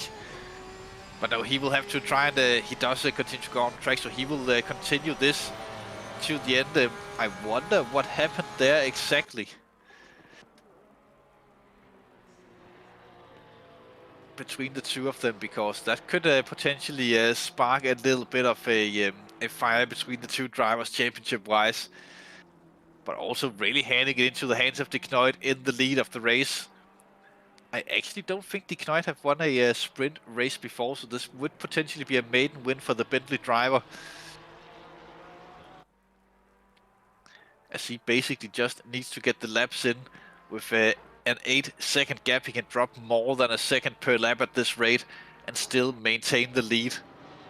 Here's a replay. It's Regan Mitchells and Jordy Peters. Wow, he just drops it, does Peters. He touches the curbs and then almost into the wall the first time around, and Regan Mitchells goes through. Does he just push too hard after this, or what happens to the good Jordy Peters in this situation? But a wonderful overtake. A little bit of just that half a second where you lose concentration and take too much curb, put the throttle down on the wet concrete, and then the car just goes, oh, he goes onto the astroturfing and then just touches the grass as the car already started sliding. We have seen that a few too many times in the rain on Silverstone. Very, very unfortunate for the Porsche driver, who will just have to recover it to the end. He does have a reasonable gap down to Amato. So just keeping it out there will probably still get him the podium in this one. Yeah, 15-second gap. And roughly a bit over, roughly 5 laps to go in the race, maybe 6. Then he will have plenty of time to just make sure to keep it safe from here on to the end. Scuoto, a driver we haven't seen too much in this race. In the DMF battle, right up behind Carriera. For the first time in this race, Scuoto could potentially also be the first time that he leads the DMF battle in this race. Kyalami have been the main driver in at least early on in this one, but have caught up behind here and could potentially go for a move. And with 10 minutes to go, tensions between teammates could rise. And it's also a battle for the final spot on the podium in the semi-pro class.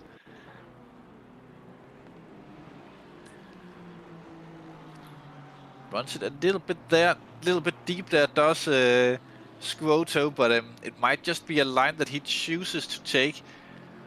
Or maybe just feeling out the grip in the chance that he could get the overtake in. And just knowing what the conditions is out like there could potentially be an advantage later on. As you have dropped a little bit of time.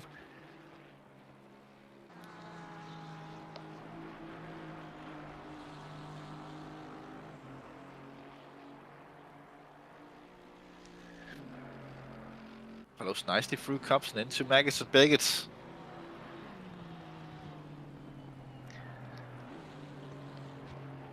I assume the Italian Ferrari team, all of the names of these sound very Italian.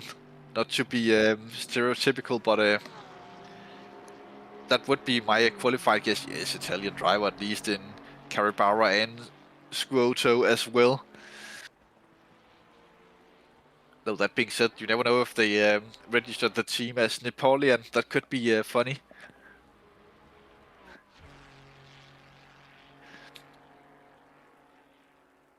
Not like the Brandy Chris.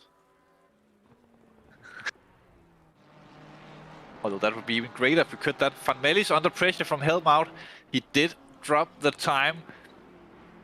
As it sort of also looked to be in the cards for Van Mellis that he would fall into the claws of Helmout at some point in this race. But with 8 minutes to go, we just have to defend. Meanwhile, just behind this, it's Fem Boss on the attack on Heron. Really side by side. Still almost side by side through the exit of Village. Now Fem Boss gets the better exit and gets the move done on Heron actually. So Fem Boss now trying to chase down this battle that we're following in the main picture. Meanwhile, Helmout looking for the attack on Van Mellis. Not quite the overlap to go for it. Heron tries to strike back and Boss almost losing it, trying to pull out from underneath the ring of the Porsche driver. Just as usual in these 75 minutes races, it all comes down to the final couple of minutes for positions up and down the field. Helmout looks a little bit quicker, but cannot do anything into Cups unless he really sends it. Stays behind Van Mellis. Van Mellis still not with those good exits. You can see how that Ferrari just keeps a little bit more speed through Cups. But again, not close enough to go forward into Maggots and Begets. Also a time where as your driver you might feel the pressure if you're under attack in this late stage, but if you're on the attack you're pressure free. You just focus on the task at hand, but you might get stressed into trying something silly, which we hope doesn't happen this time around. Boss did clear Heron, and Heron haven't really struck back. He does keep with him though, not all the way up underneath the wing and puts a massive amount of pressure on him, but does stick with him, and they are catching up to the battle between Van Mellis and Helmout.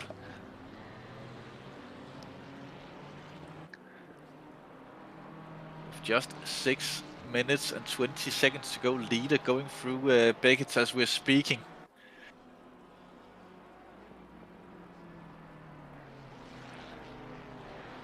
Through Abbey we go, that Porsche just on the curbing there. It is a little bit risky in these situations because if you get the traction wrong, on that wet concrete, the car will start spinning a little bit, or spin up the rears. You could counter that with super high traction control, but then you lose the acceleration out the corners if you keep that high. That's one of the main things in these conditions. You might be a good wet driver, you might be a good driver, but the time when the track changes, that's very difficult to be super strong at. You have to manage all of your electronics while driving and keep adjusting them to the conditions. Boss really caught up to this battle. It's a three-man battle now between Helmut, Van Mellis and Fem Boss.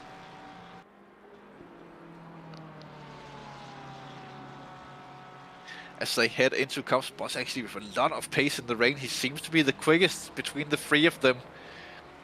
But he doesn't have long to get these moves done. 3 laps to go roughly as he actually tries for it into Maggots. Side by side, do they keep it without contact? Looks like it. Meanwhile, Milan Dumas with the drive-through from 5th position. Not good for him. This gives Van Mellis the breathing room that he might need to maintain position. A little bit of an argy-bargy contact there. Still side by side as they go into the hangar straight. Heron also there, 3 wide down the hangar straight with 4.5 minutes to go. Who would be the bravest into Stove? This surely can't go well between the 3 of them. Heron backs out of it. Meanwhile, Helmut just gets in there. Peters as well with the late drive-through. Not good for Peters. That could put a spanner into his efforts here. And as Peters actually retires from the race, it looks like he must have been pissed about something. But that's his loss, basically. So these drivers still have Fem Boss on the outside of Helmut, who threatening to turn in. Meanwhile, Heron now gets an opportunity to strike back as both of the cars ahead loses a bit of speed coming out of Abbey. Side by side through the village. Will Boss try it on the inside? Looks like it, forcing Helmut to go a little bit wide here, all the way out to the grass. Keep it under control, please. Just manages to keep it safe there as Heron goes back through Helmut, and Helmut will be furious underneath that helmet. Just not getting the rotation done, losing 2 positions this late on. But how far will Dumas drop? Probably down close to Barrel, I think. Could potentially go all the way down to Beatty. It's hard to say really how much time he loses in pit lane and what the actual gaps are between the cars. But around Barrel, I would say.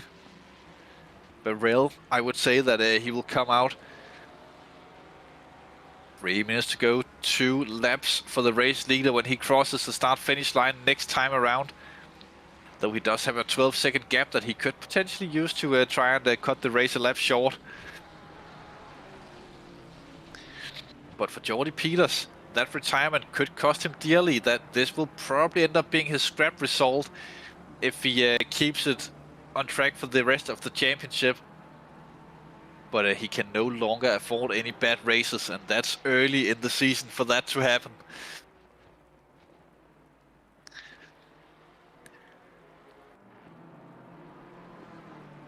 Seems like it's gone a little bit into a stalemate between Boss, Heron, and Helmut. Meanwhile, Macho have caught up to Garcia and Nick. Vargas right behind. Look at that. Vargas actually with a reasonable shot at 5th position. This one even 4th if because Milan have to take that drive-through penalty. But he will have to get it done in just 2 laps. Dumas comes into the pits to serve the drive-through. How far will he drop? And does Vargas have the pace to overtake? This lap plus 1 more for these guys. Little bit of a loosey car from both Garcia and Macho, as they struggle to maintain control through cups.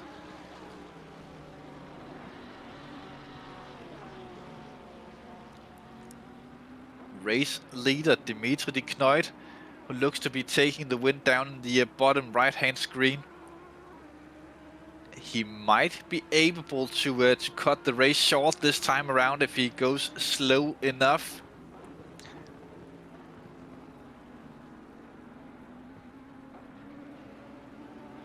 Meanwhile, this must be such a nerve-wracking situation for all these guys. Meanwhile, Finn Boss have caught up to Van Melis as well,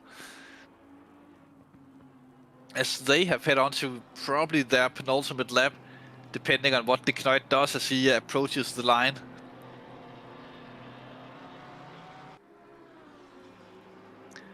Finn Boss on Bas Van Melis. As it does look like that de Knuijt takes another lap in the race and extends it. Meanwhile, Finn Boss does make the move there into Stove, and Van Melis just have to slot in behind and concede the position late on in the race. Finn Boss improving to 11th position in this one. Ooh, that's in Aston Martin there, not for position though.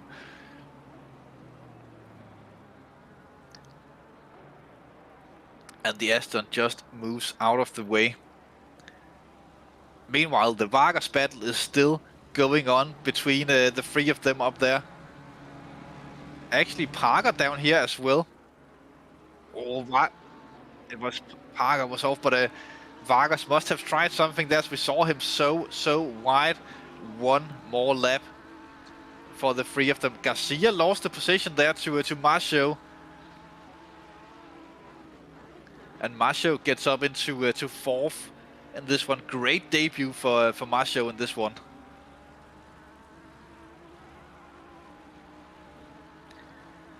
But Vargas with the comeback drive of the century, even if he doesn't get through Garcia and Marcio, from being almost dead last up into 6th position. Super strong drive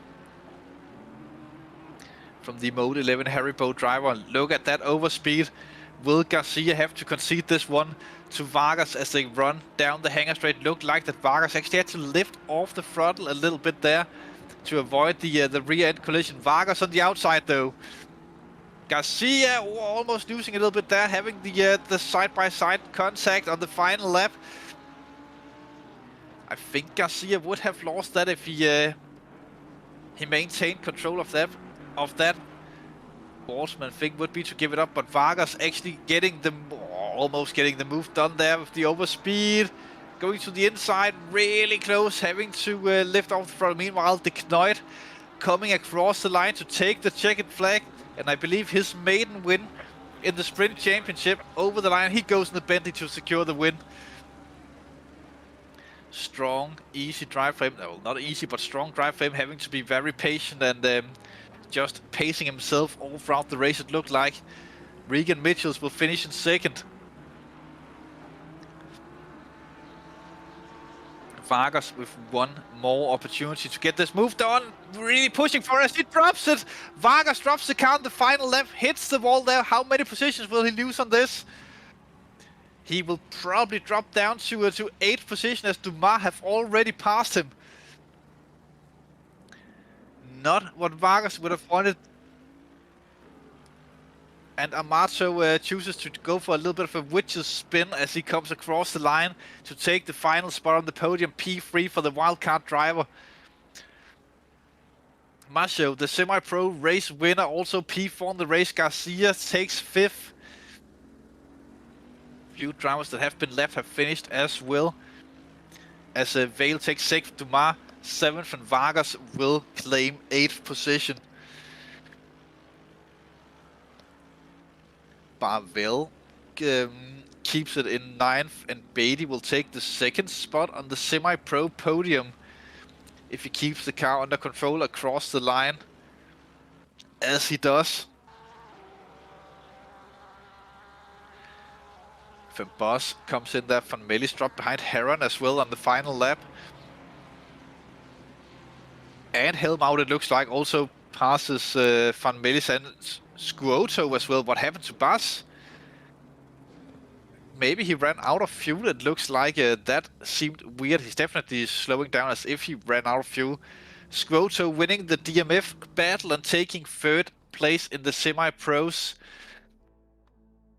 stunning finish to the race. That might actually explain why Bas seemed to struggle in the rain. He might have underfueled the car and had to save a little bit on that. Could have been the reason behind the pace. But what a race we had to start off the season. Dimitri de Kneut taking the race win. I don't think many people would have put money on that before the race. Super comeback from Vargas. Regan Mitchell manages to keep it safe and steady to take P2. Unfortunate for Jordi Peters, who crashes out of this one. And yeah, all in all, I think this is one of the races that will be remembered for quite a while for the drivers involved in this one. Not a lot of drivers had quiet moments at Silverstone. But yeah, what a race. 2 weeks time, we'll be heading to Zolder for one of the greater races of the season. Tight and twisty track in the Belgium flatland. Definitely something to look forward to, as we are joined in the small shed by Regan Mitchell, finishing P2. Strong start to the championship. Did you underfuel the start of the race and having to stop before the rain? Hello. Yeah, basically. Same as Jordi Peters. I fueled just enough, so while I was putting the wet tyres on, it started raining. So it wasn't that bad, but yeah, they got quite hot and big. Yeah, seemed to struggle a bit early on, but kind of a rookie mistake when we know there's a chance of rain, not just filling the car up to the max and being ready for rain. I put a little bit extra than I wanted to in, but it was just not enough. Yeah. To be honest though, P2, I was expecting a lot worse because I just could not find a setup that worked in the dry or the wet. Flew to pole, but I'm actually very happy with that lap. And yeah, lost it at the start as always. And then it's per tradition. Yeah.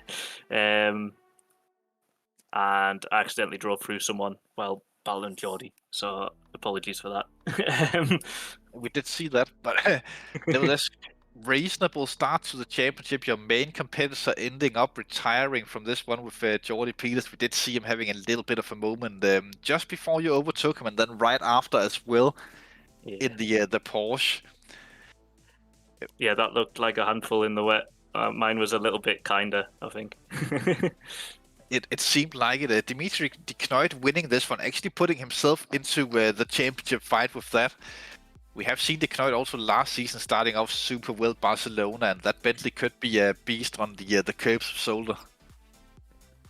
Yeah, and his pace in the wet was really, really good. So yeah, it'd be fun to fight him properly this season.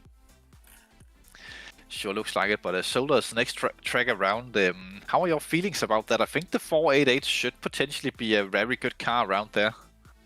Yeah, I think it should be okay. I feel like Silverstone sort of brought out the car's weaknesses more than the sort of tighter tracks do.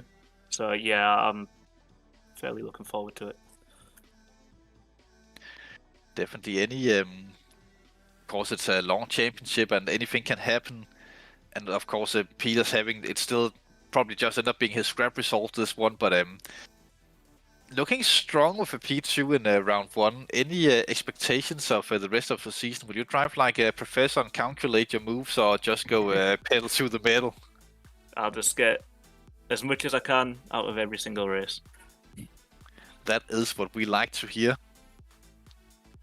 Nevertheless, I think we'll be rounding off in the small shed that is getting a little bit tight, and you can really feel the heat coming up from underneath us in these drizzly conditions at Silverstone.